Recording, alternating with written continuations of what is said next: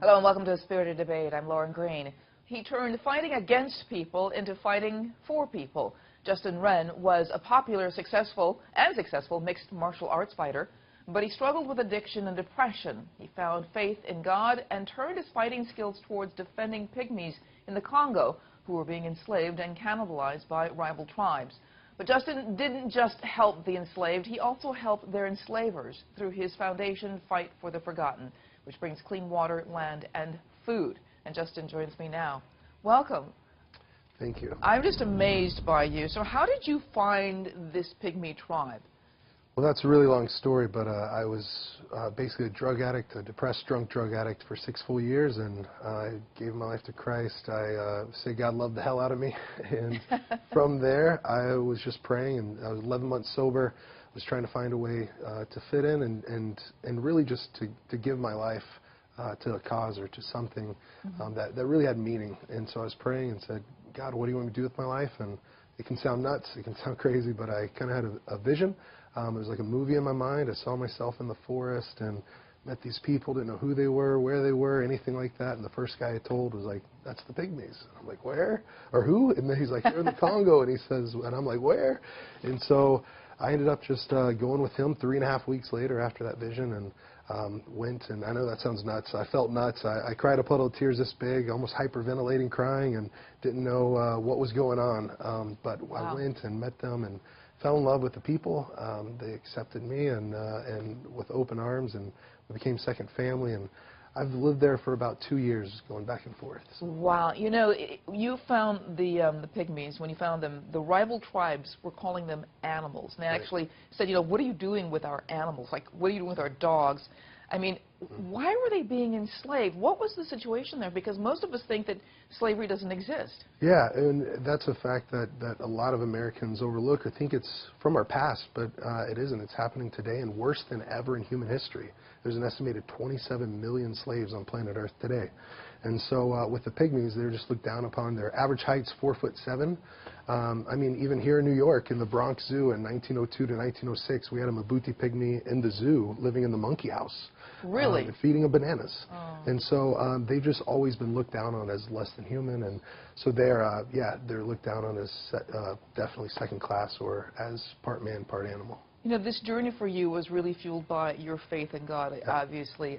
How has that been tested, you know, in this process? And have you been able to share your faith with both tribes?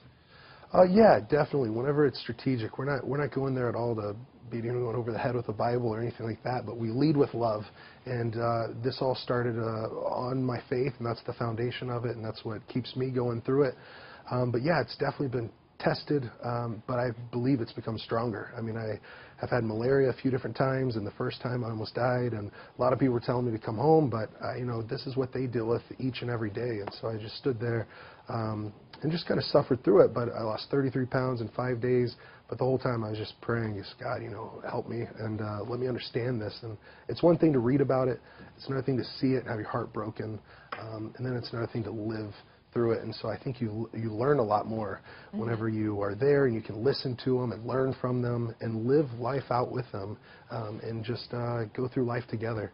And so we've built all these relationships, and it's been really great. It's been without a doubt the joy of my life to just love them and see how we can do land, water, and food initiatives to see them come up. You know, one of the things that you're doing is building wells, because one of the things that we learn here in the modern first world country is that most of the diseases, like 80%, a lot of the diseases in these third world countries could be obliterated with just fresh, clean water.